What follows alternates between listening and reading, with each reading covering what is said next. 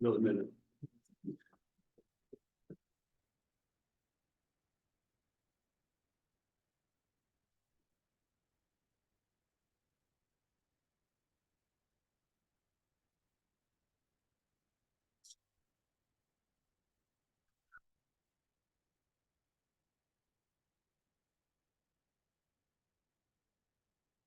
Yeah, 6 o'clock, let's stay up to the play.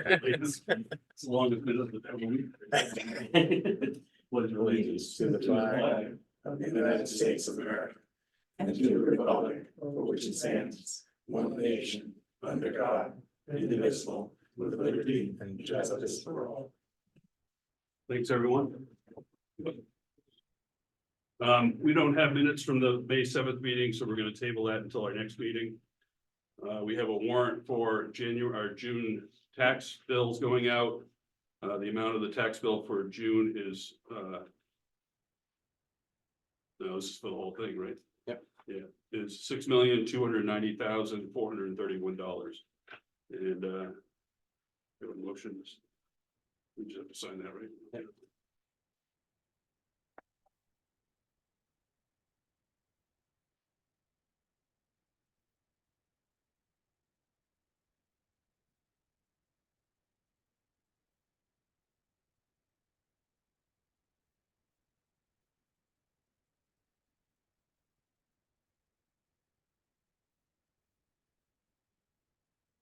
We also are looking to get a tax anticipation note of 1.2 million. Again, we've got a lot of big projects this year. We don't want to wait until the end of the year when our second tax bill comes in. We've been running very light in our undesignated funds for a couple of years now, and this will bridge that gap and allow us to move forward with the projects the voters voted on. It's not more than what we'll collect, and it'll be paid off in before the next tax bill goes out. We've had that reviewed by our lawyer. Everything is in order. So this has been a topic for the last 2 select board meetings, and it's already been voted on. We just have to sign for it. I have a question. How Yep. do you have before the next tax bill? Actually, the way this works, it's a not to exceed 1.2 million. Mhm. We anticipate using between 8 and 900,000 because the school payments in there and everything else, because we haven't had funds to carry that. And then we are able with this to have 6 different draws. And so we intend to pay it in July when we get that payment, and then but it's good for 24 months, and then we will retake it out for the December, prior to the December payment is the intent.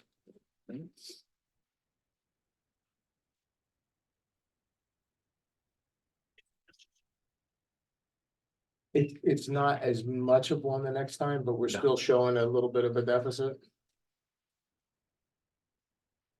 And as we'll talk about in the future, our fund balance will take a little bit. Couple of more.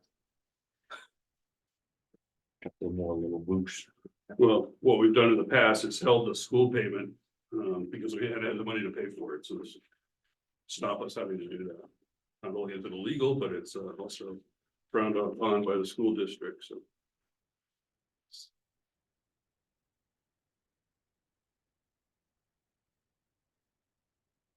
Even put a sticky in it. she did not. So there's about 8 places you need to sign.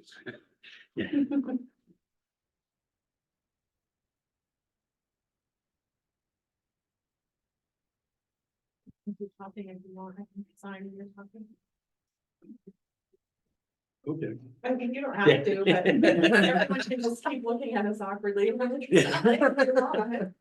So the next topic is protocol for appropriations for voter warrant articles, which are basically all the nonprofits that have asked the town for money. For as long as I can remember, we've always paid those out December 1st. And we've had a request to pay out one early this year, and Yeah, $10,000. We have about $50,000 worth of these appropriations. The first request was to have it paid in May for the first 10,000, and wanted to make sure that we are consistent with all of our nonprofit payments and things like that, and the select board to decide whether we're going to continue with the fourth quarter payouts as we have in the past. And this particular one that was asked in May has usually been paid out October, November in the past. I mean, my thought process is we keep it paying out in December as we have been doing. If we can get a motion on that, or if you guys got discussion. I think especially if we're in a position where we're borrowing money on a line of credit, that keeping it later in the year seems appropriate. I have no problems holding it off till, because of our financial. There's no reason to take from our tax anticipation note for early payment. To make it easier on somebody else when it's not gonna make it easier on us. Right, and I would just ask that the select board make a motion and say that we're going to maintain paying those in the last quarter or the last month of the year as we have in the past. So moved. All in favor? Aye. Very good, thank you. Let me wait for you. No, I can listen Okay, in. I can't, so I'll definitely focus on one thing or the other. There's two people with phone numbers. Can they identify themselves? The next item on the agenda is Canaan Street Lake Association is requesting a section of the Canaan Street Lake to be changed by the state to a low salt usage zone, which would essentially be the historic district section from Pinnacle House out to Old North Church. The reason, and Karen can talk about it a little bit more, but the reason is Canaan Street Lake, which is the town's water supply, but it also has had for the last 10 or 15 years, its fluoride level in the lake has been climbing very quickly, and it's above the state average right now. Karen, do you want to talk about that more, or? Sure, I don't have anything formal. That's fine. here, But I will give each one of you a set of these graphs and so I don't think I've got too stupid ones. So one of them is for conductivity, which is a proxy for chloride for salt, but it also includes other pollutants. And I would ask John Bergeron to speak up anytime you feel the need to, yes. Okay, so here's the direct measurements of chloride are on this chart. And we started out at a value of about 30 milligrams per liter. The state average is about, 3 milligrams per liter, or parts per million, let's say parts per million. The state average is around 4 parts per million right now.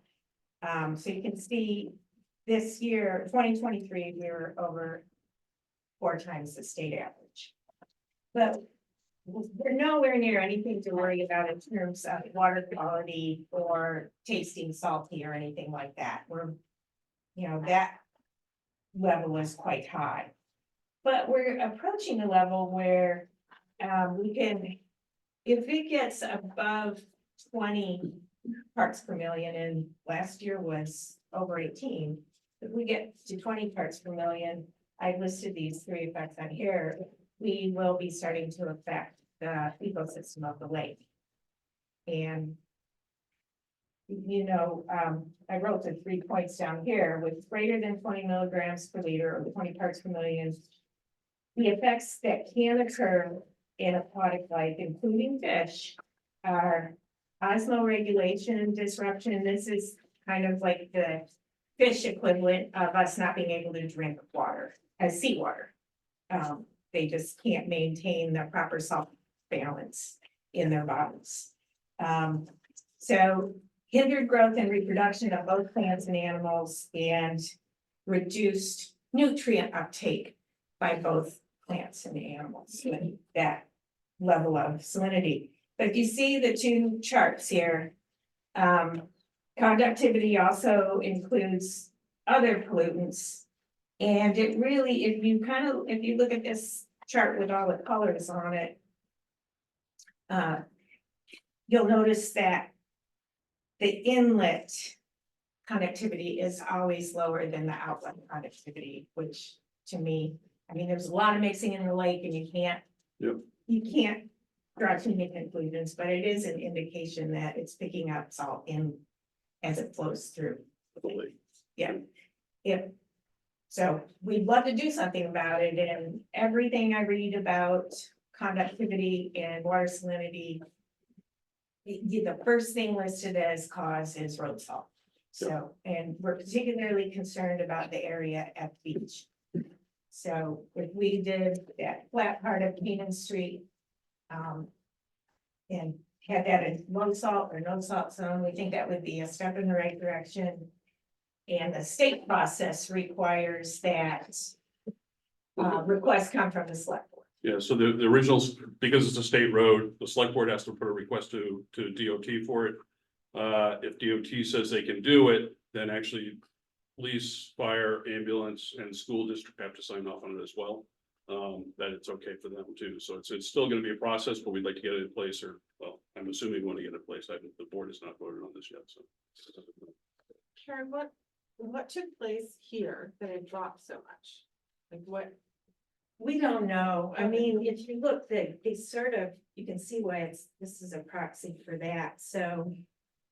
What was happening in 2010? Does anybody remember? So say it could be, smaller storms. Smaller storms, Or more require, water. require more salt.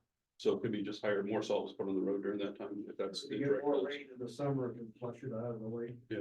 So it could be, it's what's causing I think fluctuations. it's probably weather dependent and. Yeah.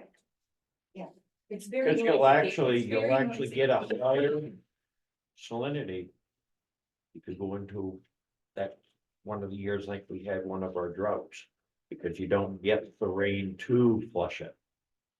Yeah, I might point, yes, and I might point out that our lake has a particularly low, the Canaan Street Lake has a. Particularly very low flushing rate. Yes. And, John pointed out to me before that Goose Pond hasn't had any. Rise in conductivity over the years, and Yeah, while that's been Canaan on- Street Lake has. Yeah. Goose Pond Road has been on a low salt diet. Yes, It's not always successful, but we've tried. Yeah. But again, that's a town, it's a lot less cumbersome to get through, so. And the town has a different salt program. The state, when you change help at the top, they change their protocols for the way they use the salt. yeah, And that has made a difference too. You've got a lack of drainage maintenance on Canaan Street. So you're not, the water that's coming off from Canaan Street is not flowing away from the lake. You have a lot of puddling up there on the side of the road, and it can actually go into that aquifer. Yeah. Which takes more time to get rid of. Any questions? Okay, we have a motion to move forward on this. So moved. Second, I'll second. all in favor? Aye. So we will draft a letter to DOT and get that hopefully within the next week or so. Okay, just get the ball rolling. great. Smith Fence, some background. We've had somebody in the historic district that for the past year or so has been out of compliance with the fence they built. Historic District Commission has gone through a very long process of deliberating. Tom, I don't know if you want to give a little background or not, but I can, if you. I would mean, like to. you don't have to go real deep, but I mean, just a little bit exhaustive of what you guys have done. This actually started in May of 22, So- 2 years ago. And at that time, commission learned of this fence that was out of compliance with our regulations.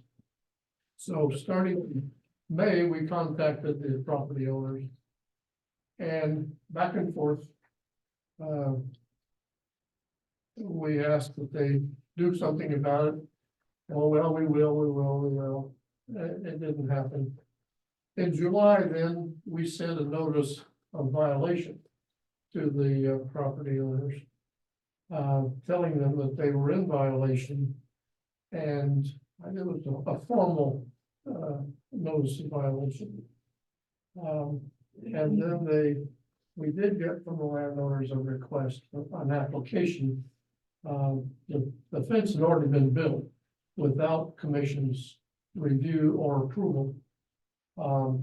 So then they asked, sent us an application for approval of the fence, including a waiver. We do grant waivers occasionally if there's an overriding reason why the regulations should not be strictly followed.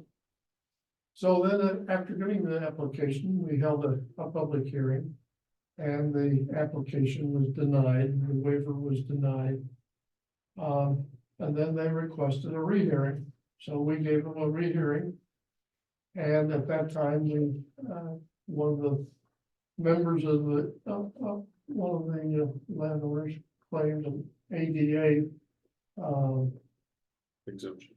disability that the fence addressed, that it relieved the disability that person claimed to be suffering. So we said, okay, we understand the ADA exemptions, but we need medical evidence of some kind to support the claim. We're not just gonna take your word for it. We need to know what's going on here from a professional. We have met, and that request was made in November of 22. And to this date, we've got no credible report for their claim of an ADA disability. Then not much happened in 2023, except that we did send them a letter denying the claim for ADA accommodation. And we told them in no uncertain terms that the fence had to be removed by May 1st. So we gave them from January to May to remove the fence. It's still there. More than a year later. I can pick it up from there probably. And then, in June of last year, the commission voted to request the select board to authorize the attorney to send them a letter and begin legal proceedings if necessary. I'll pick it up from there too.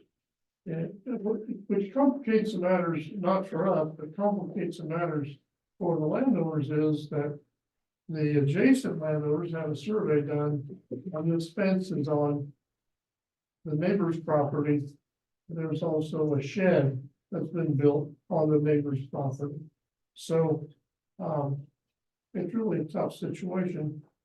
But we feel like we need to insist that this fence be removed or otherwise brought into compliance.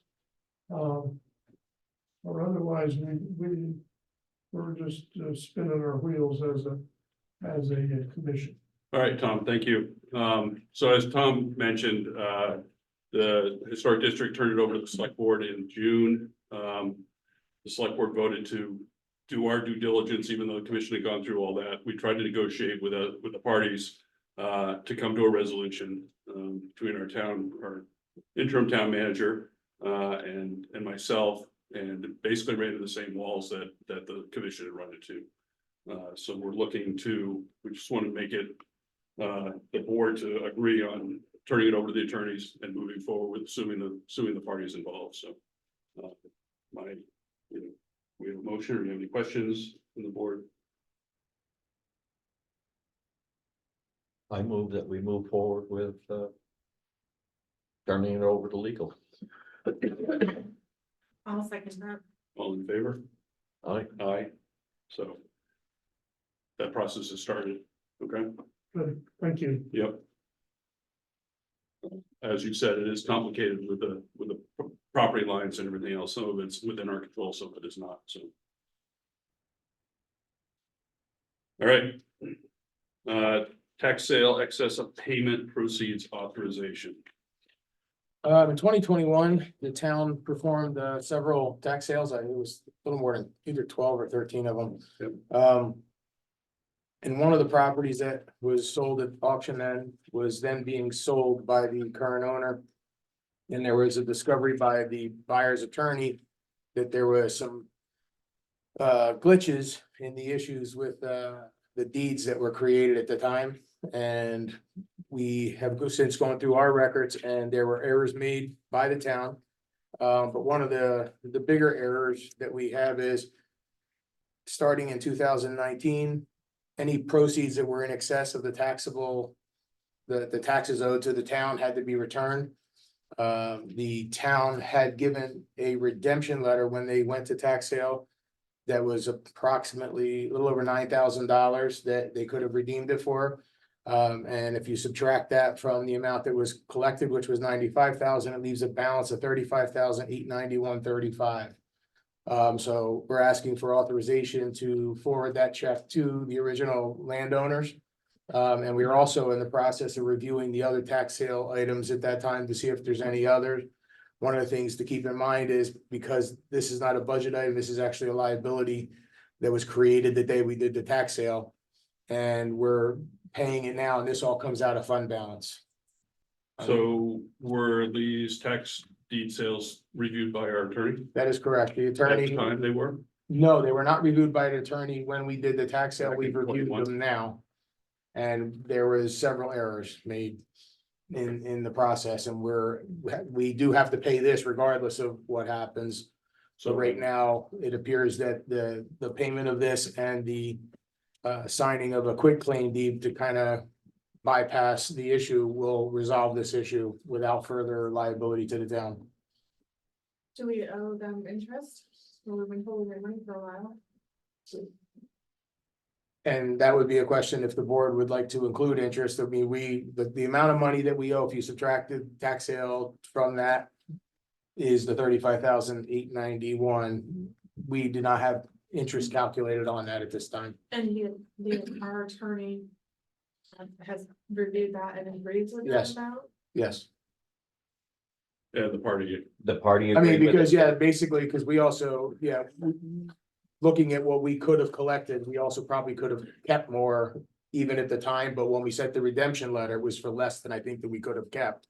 So it all I believe it kind of works out in the wash, and they have verbally agreed to this so settlement. And they didn't realize that they were owed this money. That is correct. And we have 11 others we have to look at. great. So just the motion to authorize that and signature on that would be great. The potential liability is there, like, say all other. If they were all in the same percentage ways, we might have another 50 or 60,000 potentially. Total, Yeah, I mean, because you gotta subtract the Yeah, taxes owed. it's the rebalance above what's owed to the town. So Change the law that must be reimbursed to the former owner. and so. When we pay this, they're signing a quick claim deed so that the current person that holds the property, and does this resolve the entire process, because it allows the purchase of the land to go through it. It cleans up the title to the new buyers is what it does. And the buyers or the person who purchased the lands, their attorney is the one negotiating this deal with the original landowners. So right now, we're just paying what we would have to pay no matter what. If any of this blows apart somewhere, then we'll be dealing with some other side issues. All parties involved at this point verbally, This Alright, great. appears to be the where it's going to stop, and we're hopeful. At this point, so that sale will be able to be finalized. that is correct. But we have nothing in writing, just a verbal agreement. Because we owe this anyway, we can't get a release, we just owe this money. Since 2021. December of 21. So it's potentially with the 11 properties, it's a 90 plus. Yeah, I mean, yeah, if you include that, yeah, it could be close to 100. So when our attorney reviewed it, what type of errors were made? When the original because this is for tax years 15, 16, 15, 17, I believe. And the town at that time issued a mortgage to the original landowner to help them bring them current. One of the errors was if you issue the mortgage, which is allowed by state rule to pay back-to-back taxes, they have to keep current with their regular taxes and pay this. But it technically makes them current when you issue the mortgage, so that kind of didn't happen, and then 2 years later, they looked at in 2019 is when the land was taken. But it was taken through deed, but because we had issued the mortgage, it was supposed to be a foreclosure, not taken by deed. So, and then 2 years later, it was done by tax sale, which again, should have been a foreclosure. And the process was just the wrong process. We mixed in a process that shouldn't have been mixed in technically. So this is one of those, and then immediately after the sale, this money should have been issued to all the owners, anybody who did that tax sale at that time, and we don't know. We're in the process of looking to see if any of those payments were made, and if not, we have to do the same thing with the other owners. Do we have indication that the deeds are okay in the other situations, or we haven't even started to look into it? We just started to look into it. So far, I have not seen an issue where we had mortgages in the middle. We just may just not have paid the overage. But that's, the issue is we've had to look in three places, because we've been going into the vault. We've been looking in the tax sale files and then in the property files to gather this information, and it's been hard to find a whole packet that represented those processes. Well, frankly, if the current owner hadn't gone to sell the property, We would still not know this, and the reality is, while it's painful, if we can clean all of these up at this time and whatever it is and be done with it, that will be good for the town. 1 year. So, yeah, that was all done, because I think the tax sale took place on December 7th of 2021, and then, payment. Yeah, came in sometime later. around then, yeah. And then the payments started coming at the end of December and into January, but we finally found the accounting on the revenue side, what we received. So it's been kind of a search thing, because we've changed softwares and we've been going back and looking, so we're getting close to knowing what the rest of it is. And what Right, is- Carrie Ann? And what does the law say how quickly we're supposed to return any? I don't know the answer to that question at this time. I will get you that answer and see if there's any other things, because if we do owe them interest, then I will be back to do that, but this was what we have for an accounting at this point. And we can. I just wonder why it never happened. That's all.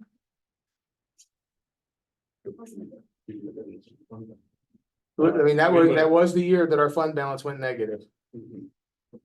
That Even was with this the extra. year, huh? Even with this extra.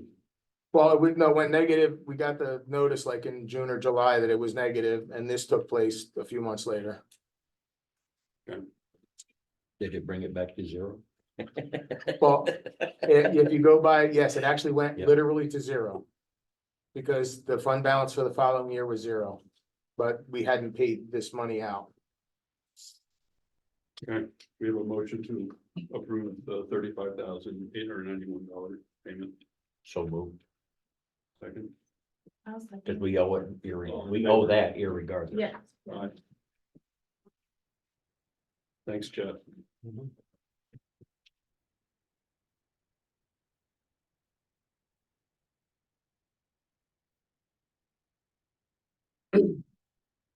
You're up. Hi, How are you?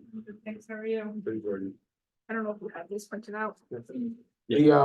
So what we're gonna talk about now, then Jordan can take over, is we have, going through our audit, plus we've talked to this with, Jordan a few times. Our receivables on the ambulance service have kind of gone through the roof. If you look at our, you know, in 2020, the receivables were $262,000. In 21, $385,000. In 22, $565,000. And in 23, $886,000. There's a couple of issues related to that. One is we're not collecting. Well, then back up a little bit, show me where you're looking. You don't have that. This was just a copy of what she sent. It's that one.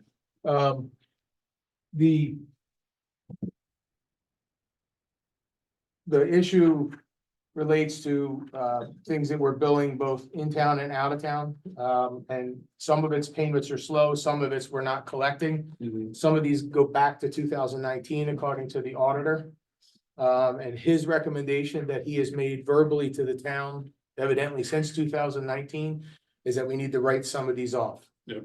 What we're here to do today, because we also need to determine like going forward, how long are we billing after it happens? You know, like whether are we only gonna go back 18 months or whatever the number is and see what we can collect? The company we currently use for billing is affiliated with another company who does collections, like the company will still send out their 3 or 4 invoices in the beginning.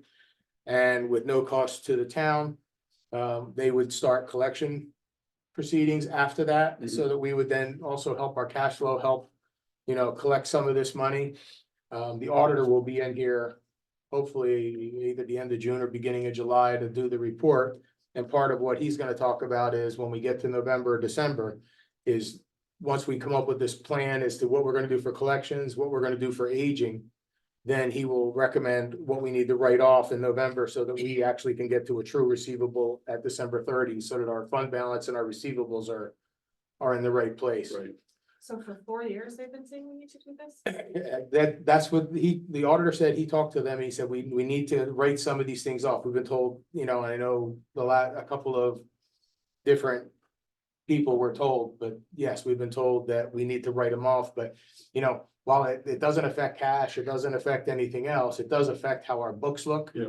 And you know, we're showing like, that we look kind of healthier because we still have money coming in and, but it's, yeah, and one of the things that I wanted to work when we went through the audit was to make sure that on December 31st of this year, that any place we can have a zero balance on our balance sheet, and any place that, you know, where we actually have true receivables, that it now is a much more Realistic. a realistic picture of where we really are, so that, you know, when we look at the audit next year, we're gonna actually really know our financial position and where we can go.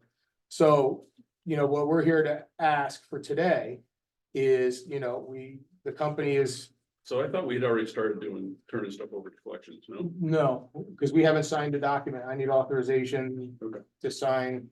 I know we This- talked about it, but I thought we actually. Yeah, we talked about it, but we hadn't, I guess my understanding is it hadn't happened. Okay, So we want to make sure that because we can actually determine the rules, like how far we're gonna go back. And, you know, because we do have on the bills that are sent currently, if you have financial difficulties or will have difficulty paying this, to contact us so we can work with right, the people. So the goal is just to try and and if they keep a third. So if we collect, you know, $300,000 or $400,000 of this old stuff, we get an extra 150, 200,000. That's a very Yeah. positive for, you know, getting our fund balance rebuilt a little bit. Any idea how many of these payments are payments that were not made by insurance companies and how many are individuals that owe? I don't have that exact breakdown. It would have to go through every single call or get a report started by the ambulance group. I do have that data somewhere though. All I know is that it's 1,099 calls so far that are uncollected. And when Chet's done, I can kind of over what period of time? so Again, that's the. that from goes back to 2000 2019, Yeah, when the town took over. Yeah. Okay, And so I don't see just a fee to contract with them, so it's just when they collect. that Yes, they- they keep 1/3 of the fee. And then, yeah, and then we get the balance. And, you know, the hope is that at the very least, because we, you know, I believe we actually got a payment in the last couple of weeks. It was like a year and a half, 2 years old, and it was from an insurance company. Like, you know, we got to get that money in as well, like, you know, anybody that can drag their feet, I think they're dragging. Well, their this feet is why I asked, because I know insurance companies are getting notoriously slow Right, at and, paying out, but very quick on wanting their money. right, I mean, it's the one thing, you know, we talk about in town and everybody's kind of aware of it, you know, we have what our financial difficulties are, and we know we're gonna have to spend a little bit more money, but we also need to take care of the revenue side and making sure we don't waste money, so I think this will be a help overall, so we can actually get a better handle on it, and as we go through the process and look at the other calls that we're doing for transport and for other towns, you know, that making sure that they're paying their share. So can we turn over everything the last 5 years to certify to try to collect before we make? We a can if you decision? want, and if we wanna just open it up right now and let them go, and then we'll just say, once we get to a certain point, we'll do a cutoff and write them I off. think that'd be a Because smarter way. we could leave that, cause basically the auditor saying like, in November, we could just say, okay, he'll say, I recommend just, let's get rid of this stuff. We're gonna give it But that 6 doesn't months mean to we try still to can't, if they send the money, it's not that we can't collect Yeah. it, we'll just stop sending bills at that point. Yeah, I think that's the thing, is, I mean, it's just, we're not collecting it now, so we might Right. as well make Okay. it sense. Yeah. So let's get- So yeah, then I would just need a motion to authorize me to engage with these groups. Just sort of have something. I just wanted to add in the fact, like, for example, this year, our charges have been $245,000, 495, which is on that first page top Yeah. left. We've only received 36,351. There's some that's not allowable that, kind of like insurance companies fight us for, that we always do. So, Usual and customary. that's correct. Yeah. And, with a balance of 152,904. But this year, even though the 2024 payments are 36,000, we've actually received 91,000, but that reflects from all the years from 2019 on. So just as Chet said, like, a few weeks ago, I think I got a payment, the patient call was from like 2001, I believe. But on the second page, you guys can kind of just see where it's broken down, like, how much money we've received for 2023 calls, 2024, and it kind of just goes from there. That's broken down by each month in 2024. I keep track. of all of it. Yeah. You do. So yes. And to be clear for people, this is all 911 calls. This is not transport calls. Transport calls we do get paid for. That's- ahead of- at the Yeah, time, so it's lumped into this as well, so the uncollected is also in there, but it. So is that part of the charges too in this as That is well? correct, Okay. yes, and we do get paid, for the interfacility transports, whether they take longer or not. We do have a lot of office care managements that are full pay, which kind of take over that. Of that 245, do you have an idea of how much of that is 911 calls? Yes, so for just IFTs this year, we billed 156,368. Non-allowed is 27,000 and change. We've received 14,504 of that for a balance, so 114,290. That balance does deduct the non-allowed. Okay, thank you. Motion to put everything to collections and then move to November, make final decision. We have two different pockets here, though, are they both within the company? So certified ambulance group CAG is the one, our billing company that we go through, and this is the agency that they choose. to go. So it's a separate company that does it, that they. Yeah, but our billing company handles it all. Okay, so that's where they They're our describe the middle. terms of this. That's correct, and the money that the third that they received would be from this first financial resources. Then I'll second Scott's motion, I think. All in favor? That's not short. Aye. It just stays with that stuff. Gotcha. So it looks like I'm the only one who needs to sign this. Correct? That doesn't give him a third, does it? Typically, no. I just retired. Yeah.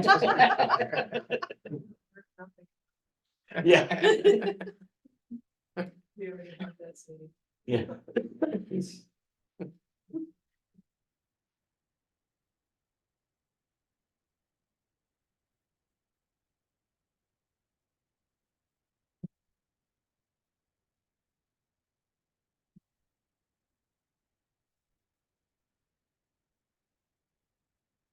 Our signature pages on this first initial. So Yeah. I don't know if we just have. I get a to sign the initial. Certified ambulance group one or. I think I can sign the certified ambulance group one. Yeah, it's the authorized name. So you authorize me and then I can do it.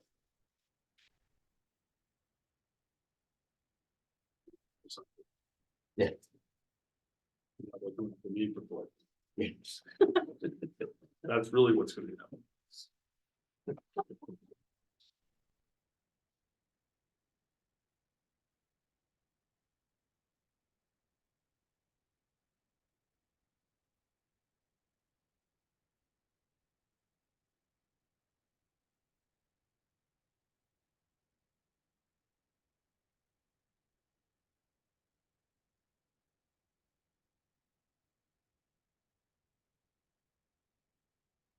Now you're in the buttons. Transfer ordinance station, stickers, you know, there's been a couple things for asking people to get. Yeah, stickers. this is basically just an informational discussion. There's been a lot of question as to why we're, now enforcing the transfer station sticker item. One is that I think that there's been some concerns that there's been significant number of people that aren't taxpayers in the town of using the facility. We don't have any checks and balances. The transfer station group decided that they were gonna start looking at it. We went back. And in 2008, an ordinance was put in place in town that requires the stickers.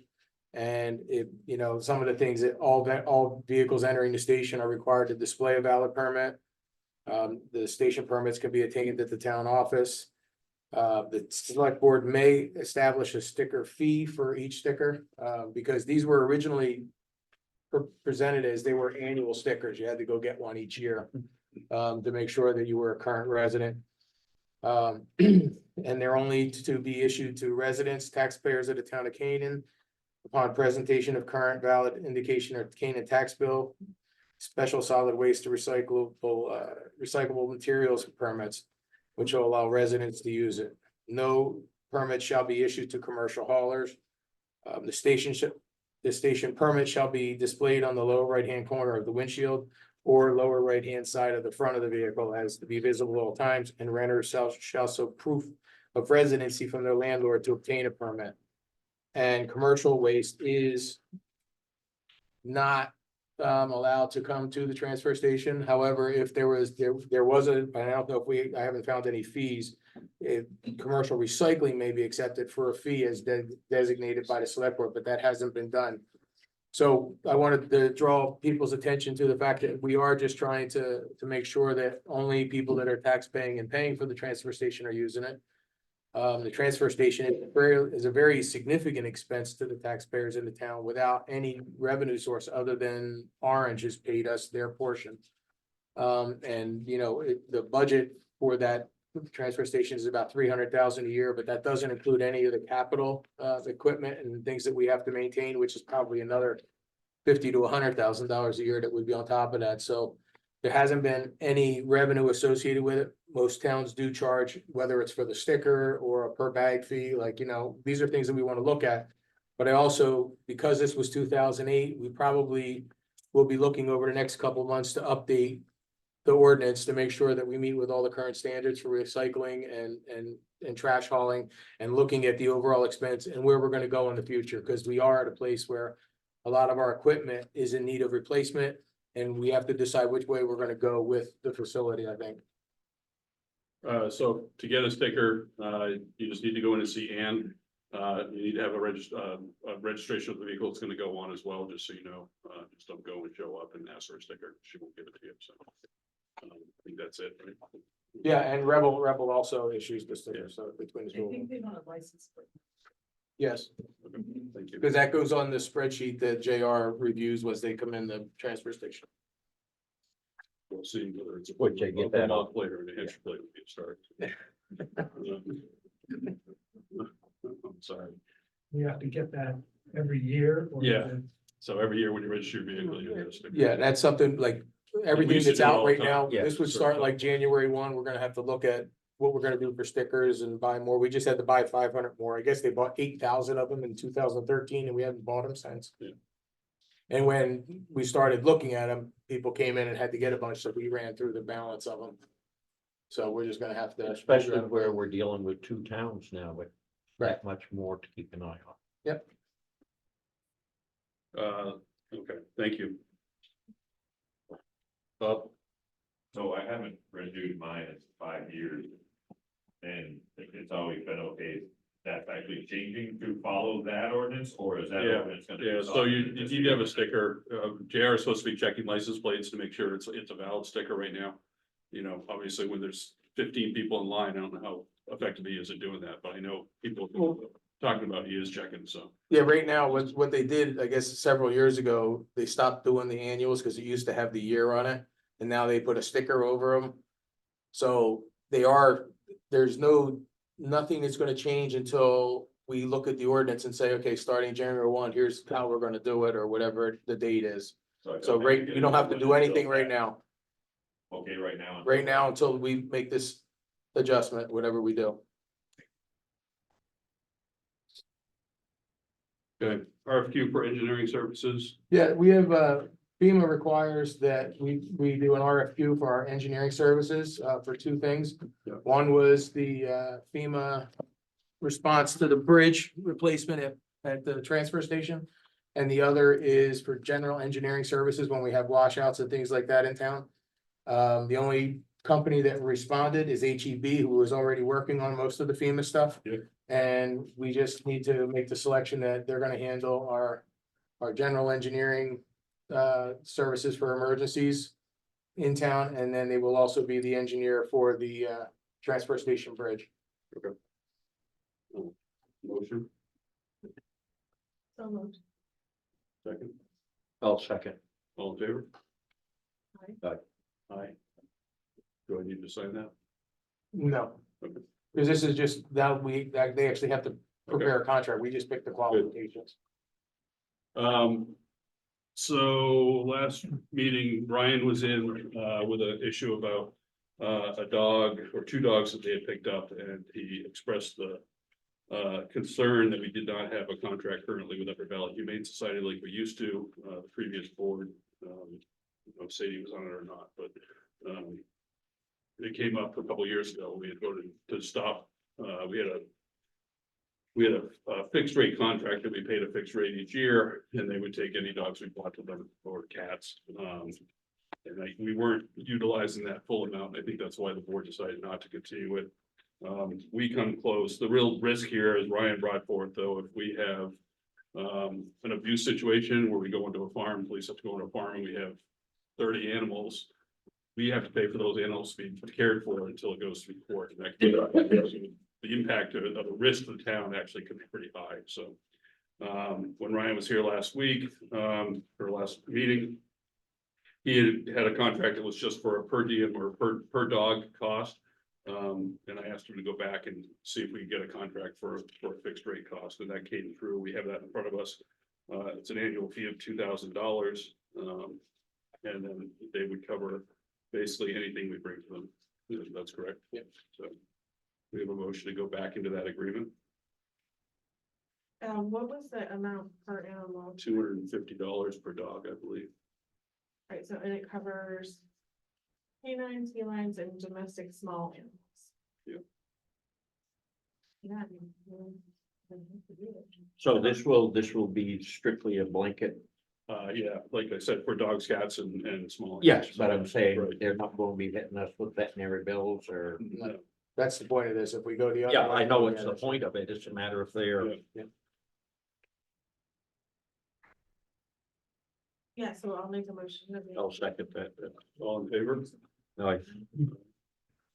Cause that's much cheaper. I mean, 10 dogs in a year is going a slow year.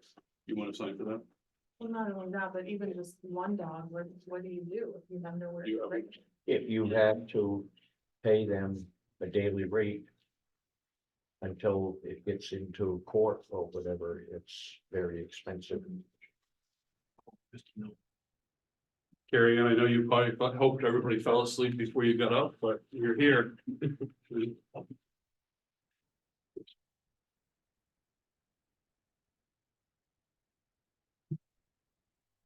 So I gave you 3 reports and then I tried to summarize them in a 1-page summary.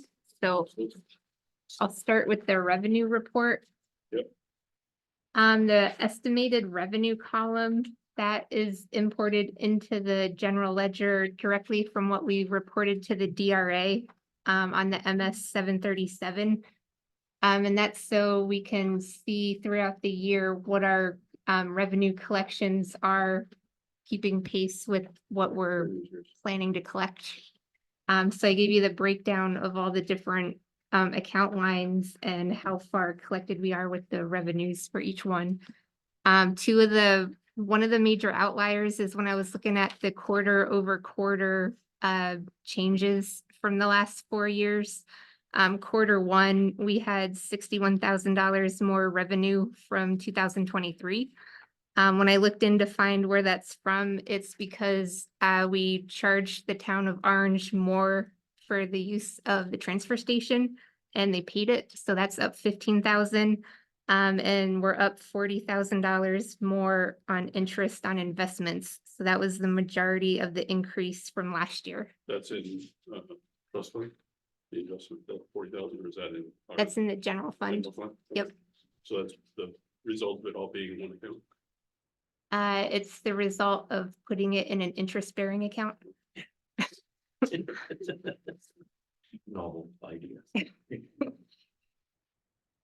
The next one, one of the larger projects I took on was renumbering our chart of accounts. So the fourth number was consistent, which would allow me to put together a nice summary report instead of every single account line item. One of the examples of that was the police chief was coded to an account that ended in 130, which when you look at our chart of accounts, it was mostly elected officials. So I changed that to a 110 account, which is full-time. And there was a bunch of other situations that was just skewing the numbers. So after cleaning it up, I'm able to give you the summary of accounts based on the last 4. So you can see the full-time wages, how much we have total budgeted for the entire year. And then you can break it out by part-time elected officials, and it goes on through all of our accounts. One of the major things that's been going on with our expenditures is we've been very short-staffed. We had 5 full-time positions open since the end of 2023 into the beginning of 2024. Yeah. We just started filling a majority of them. So we have a large amount of excess expenditures broken out into all of our wage lines. That includes like retirement, employer taxes, insurance, because we just don't have those people working here. And when you add them all up, we have an excess of $253,000 so far, which is worked out for the better because our paving came in $109,000 over what we planned. So that's where we'll be able to afford the entire paving project. And also we had some credits with Primex, our insurance company. So that was about $40,000 that's left in this budget that we can spend elsewhere. Right.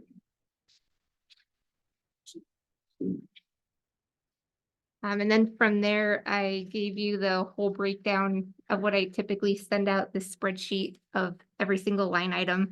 The major outliers are the legal budget is way overspent. We've only paid through March. We just got the April bills, but only being paid through March, we're already 50% spent on our legal budget. So that's going to be something to watch for the rest of the year. Yep. The police budget is tight, as are a couple others, and that's just because we had general lines like phone and internet budgeted to a town hall account that I've been slowly breaking out so we can charge, like the water sewer cell phone is now being charged to the water and sewer departments. The same for library. Yep. The police department just got a whole bunch of new cell phones as they're mandated to have. So those charges will be coming out of those budgets, which wasn't budgeted for. So those are the few things that are tight. The mechanic budget line is also tight on the repairs because we've been contracting out.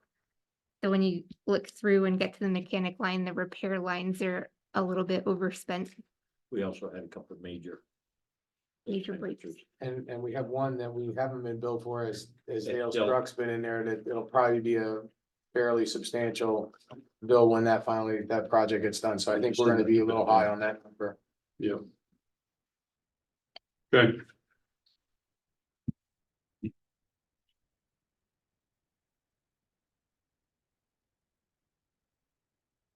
Excellent, thank you. Any questions for Karen?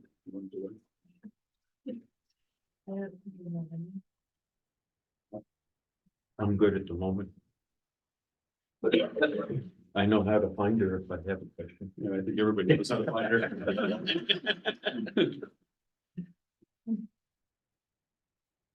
Good. Her door is not often closed. What is this morning? Thanks, Carrie Ann. Thank you. HEB agreement modification for Potato Road Bridge. It's here. It's here. But The clean And copy. that yeah, and I just gave you the front page of it, and then you can just authorize me, or you can sign it, whatever you wanna do. This is the $242,000 change order. For the design of the final construction design of the Potato Road Bridge, now that we have the grant and we have the scope of work. That is the engineering cost. Potato Road Bridge is 100% funded, through grant. With the exception of design, we have a match in that, and I believe it's a 80-20, but I don't quote me on that, please. Right. Standard state is 80-20. So I'm pretty sure that's what the engineering said. We will owe $40,000-ish of that as part of that bridge project, but we do have that money in the reserve funds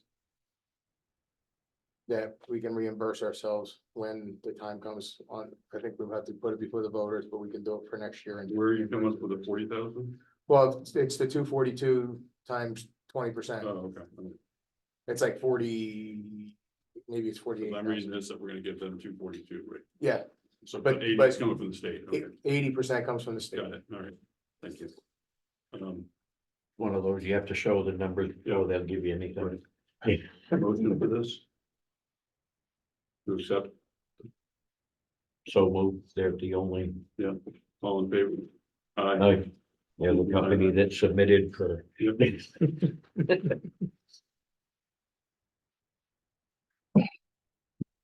Hazard mitigation plan. Yeah, this is just an FYI. We have received the final hazard mitigation plan that we did with the part of the National Homeland Security. It's basically FEMA tied to look at how we're gonna protect. Is for that the future things. 10-year plan? Yes. Okay. Yeah.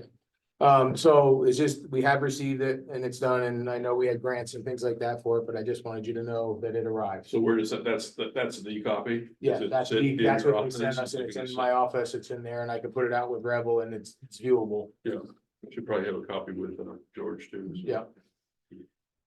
Cause that's one of the things you have to have in place of your 10-year plan before they'll do any incidental Right, work. perfect. From Ryan Porter, he's got a highway safety grant amendment.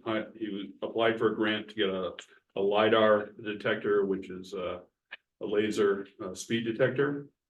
And I believe the change.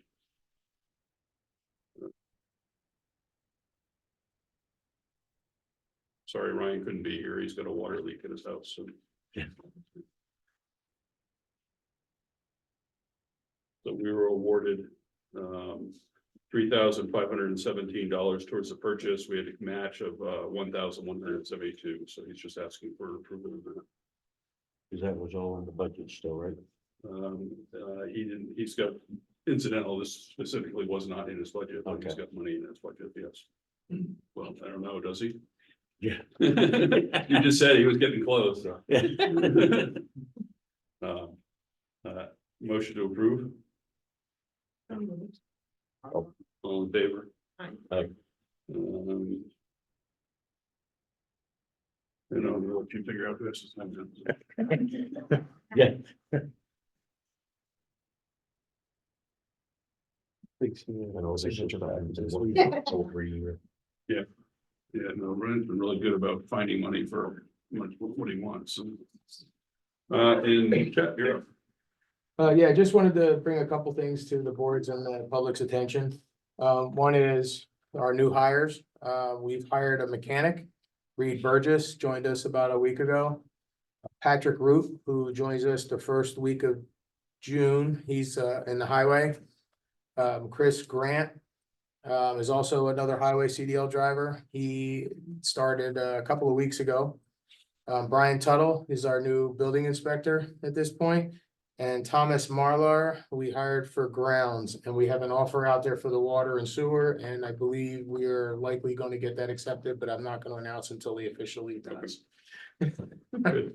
So I think we're headed in a good place, and hopefully we'll be able to fill the highway supervisor's position pretty close and pretty quick, and then I think we'll be fairly well staffed. That'll be a first time in a few years.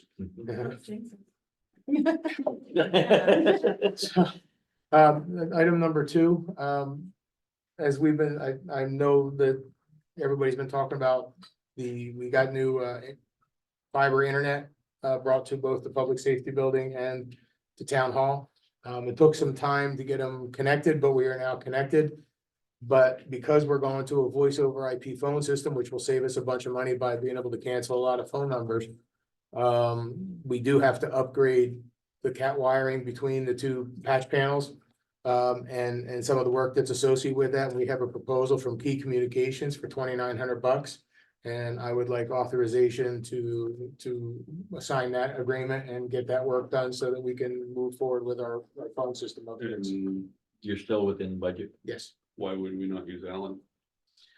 Alan said he didn't have the time to do this work, and this is basically just wiring work, and it makes sense to Okay. to look at another alternative just to get the infrastructure work done separately.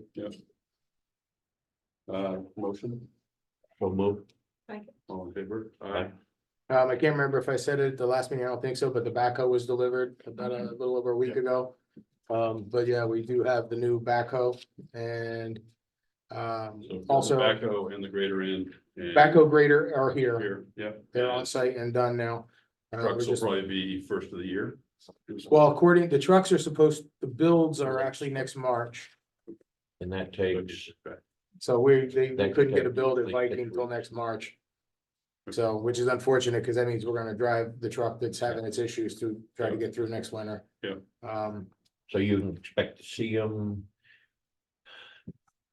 That first of Right. May. Yeah, right after this winter's done. No, seriously, 'cause it generally takes 6 to 8 weeks to Yeah. build one. Yep. So, yeah, our build slot, he has us in March. Couple other things,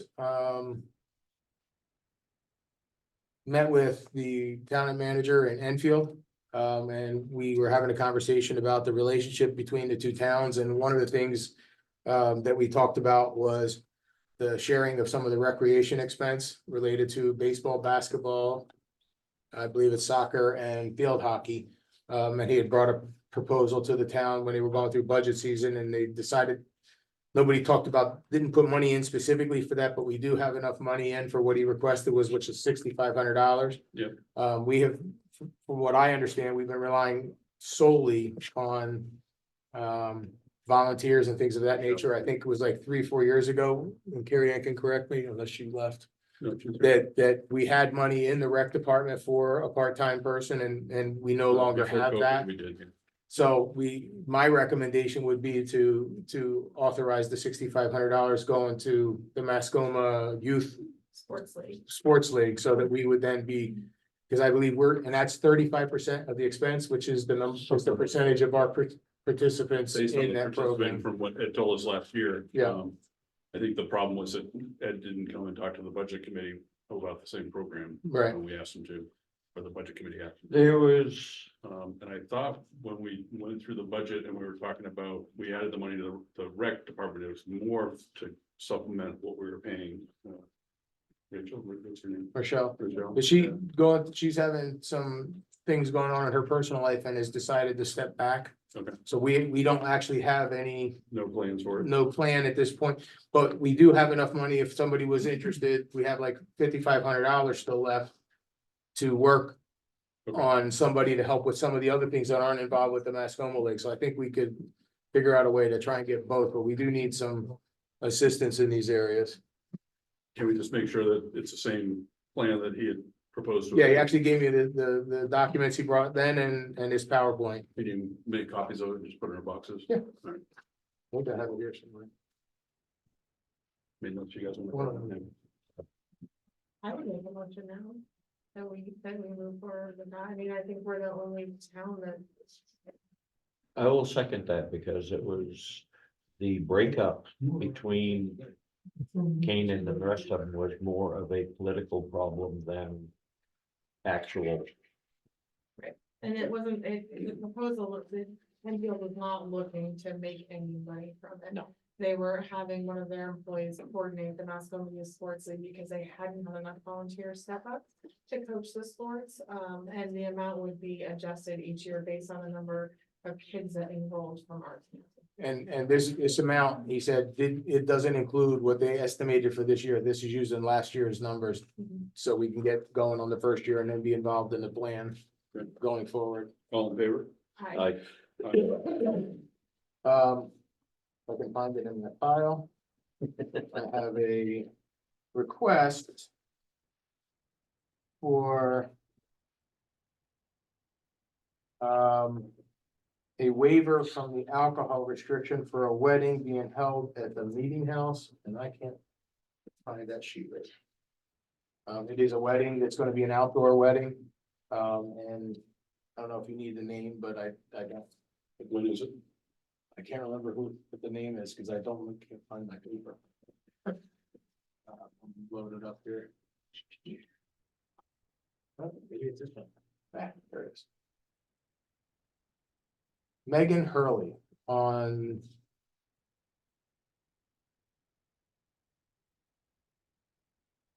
how do we typically handle those? Well, it's in September 14th is what it is. They're gonna be setting up on the 13th, breaking down on the 15th, and the 14th is the actual wedding. I don't know how we've typically done it. It is in the rules that there is no alcohol to be served on the premise unless the select board grants a waiver, and we're just gonna figure out a way to formalize this process. We have granted them that fast. I For, don't know how it for was weddings decided. or just for, the dance on home day weekend? I do not know. I mean, do I we think require I that- know we have for family celebration. I don't know if it was a wedding or family celebration. Yes. Do we require that we have a licensed bartender? You To should. make sure people are not overserved? And we can put that in, we can put that as a condition. I would should definitely want- absolutely, and insurance. Yep. That's what I was just gonna say was, I would make sure that they have insurance to cover. Cause we all know that the bottom of the bottle brings stupid out. Question on that, I believe the form also has a security deposit, They've already paid the security deposits. just wanted to make sure that that was. Yeah, no, that part, everything related to the basics is done. This was just a request. Yeah, For the the insurance alcohol. rider should be for. Yep. For bartender. Yep. And that's when we're at. You can also ask the bartender to be insured himself, whoever it is. Okay. Well, what I'll do is when I get back, I'll call Primex and just ask them for how they want us to handle it, because they're covering us, and I want to make sure we do it that way. I unfortunately have to do it all the time. And the last item on my list is just to let you know that we have drafted a petition to the courts for the petition for a special town meeting to deal with the water grants and the funding that's gonna go with that. The process will be, we're having a meeting tomorrow to go through any edits. At the next meeting, we will approve it to go to the court to make the request, and then once we have that, then we can do the public hearing and the vote. Okay, So that's in process. okay, And that ends my report. great. And then under other business, I had a request from Cindy. Would you include a request by the Friends of the Library to hang a banner on the library grounds when painting and restoration begins? A message like your votes, our library's renewal, investing in community pride. I like it. as long as it doesn't interfere with the contractor doing the work. So, Yeah, don't put it on. Yeah. Don't paint it on the wall. yeah, even if we do. We envisioned a banner maybe the size of this tabletop. Yeah. Yeah. With grommets in it that you could either hang from the columns or if that was disruptive. Or even if we do a post. I Yeah, mean, right. Yeah, and just enough wording so that people would see it as they drove by at 40 miles an hour. Well, if we had a blinking light. then- Yeah. And the library trustees were in favor of it as well. Yes. When she presented.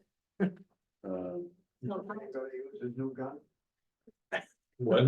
there's no red lighter. That is a new speed gun? Yeah. Yeah. I don't know, I saw we have a freestanding speed sign out back too, another one. Yeah. We have two out there.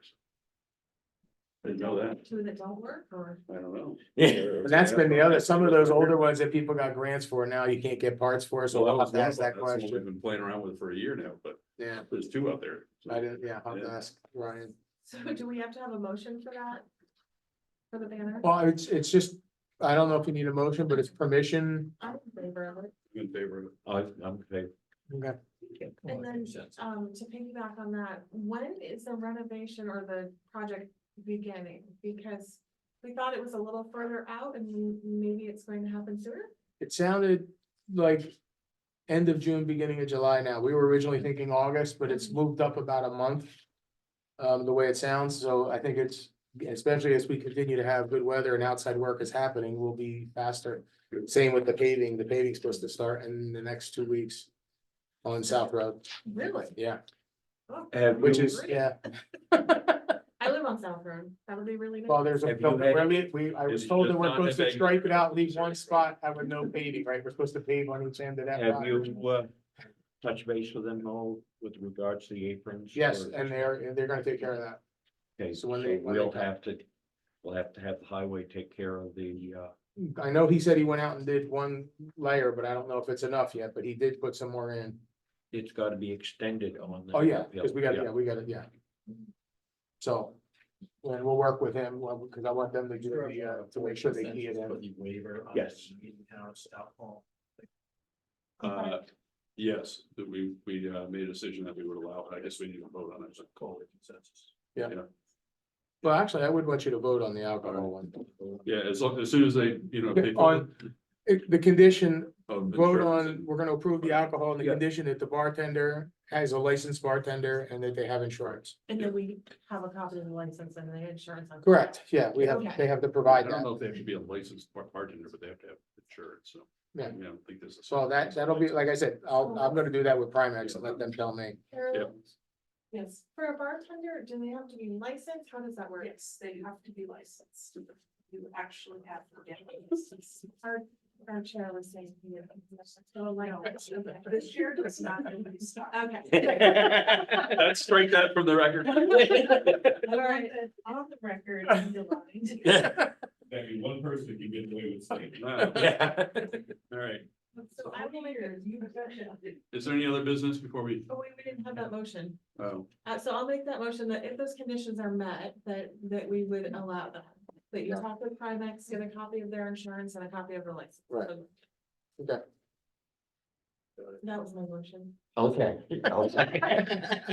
I just wanted if you were done. I'm abstaining.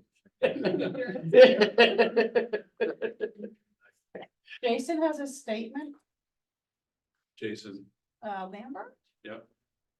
Jason, go ahead.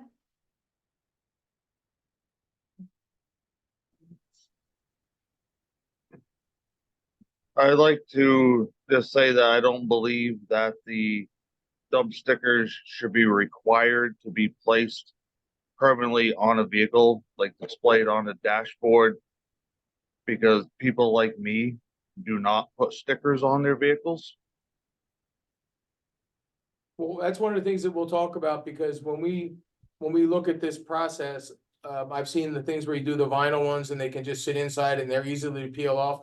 Or actually go into a card system and matching it to the license plate. So there's multiple different ways, and that's something we'll have to review. Right now, we're still using the same sticker system, but in my opinion, if you had it laying on your dash on the right front and you can see it in the window, I think that covers it.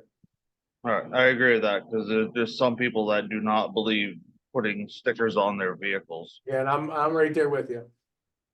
Thank you. I believe that, but my wife put it on me without my knowledge.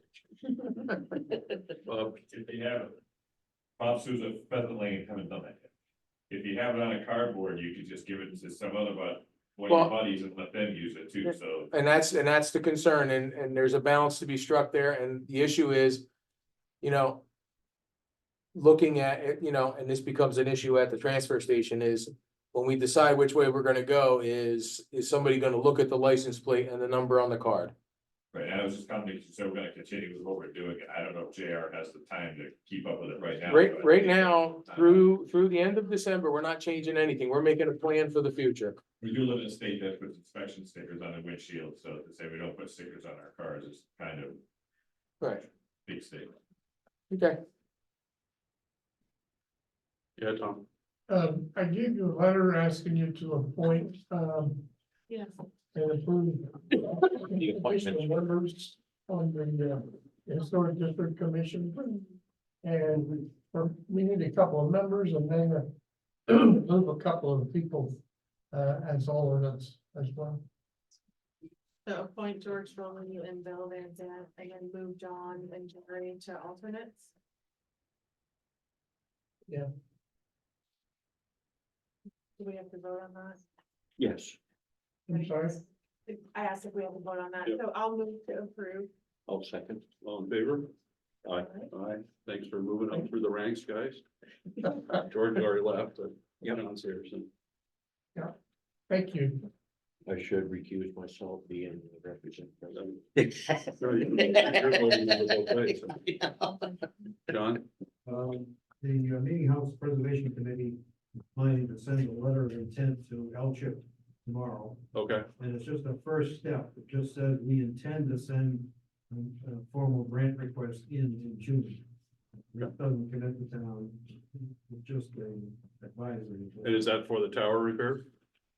Yes, the tower repair is what we're currently headed for. Yeah. We're in discussion with, Andrew Cushing, who has just finished the preservation plan for the meeting house. Yeah. And he's got quite a shopping list of things that should be done.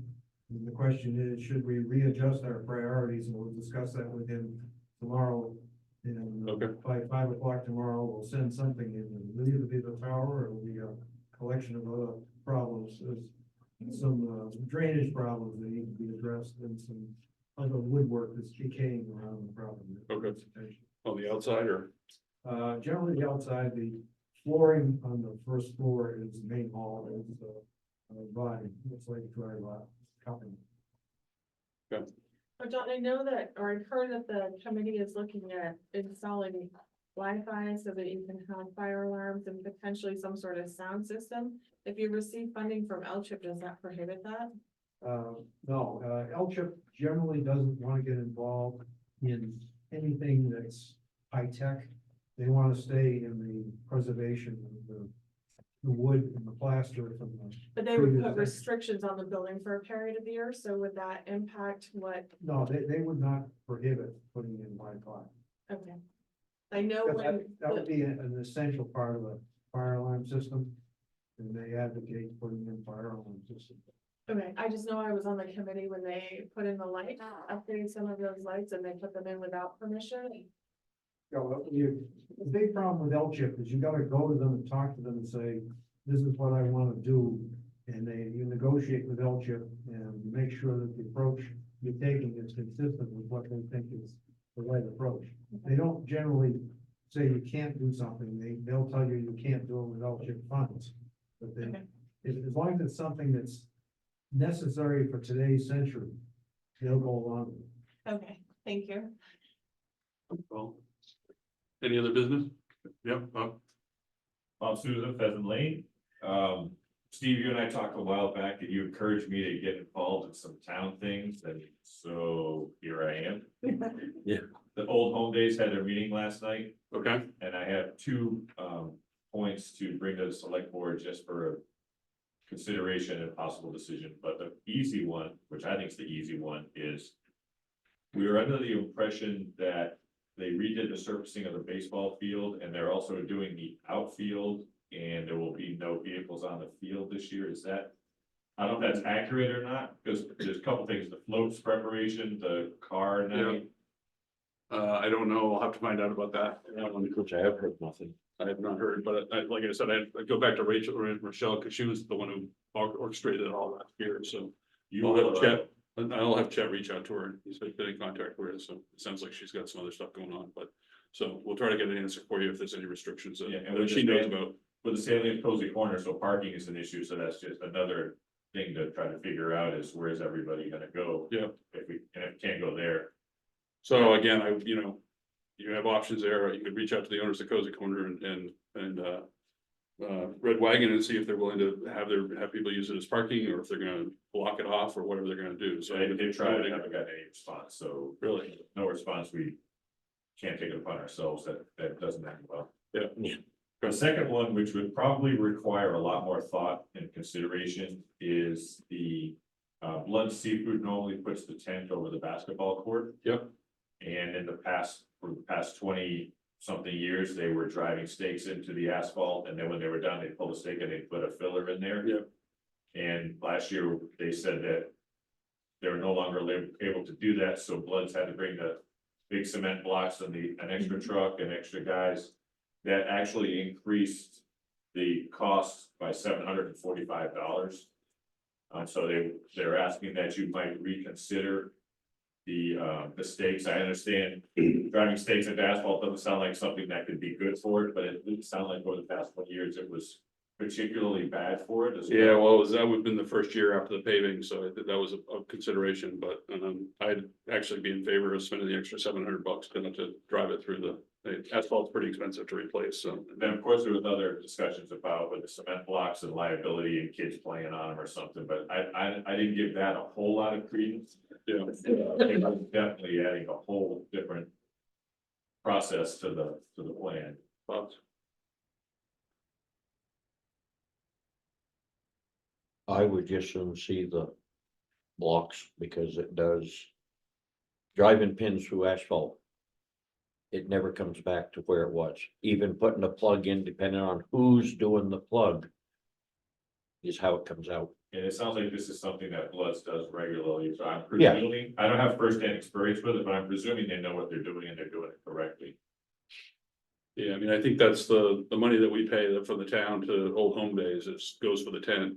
That was my understanding, and I'd be willing to give more to not do the staking through the asphalt, but. I can, I know That would that be has my been- recommendation for me. I know that has been a question from day one. Driving stakes into that asphalt. Yeah. thank you for listening to me. Yep. I went to one meeting and here I am. Look at that. There's lots of other committees, Bob, Yeah. Appreciate you stepping up to Old Home Days. That's Owen good. and Marvin Rock have a special place in my heart, so that's why I went to that. Good. Motion to go into non-public, Okay, so moved. all in favor?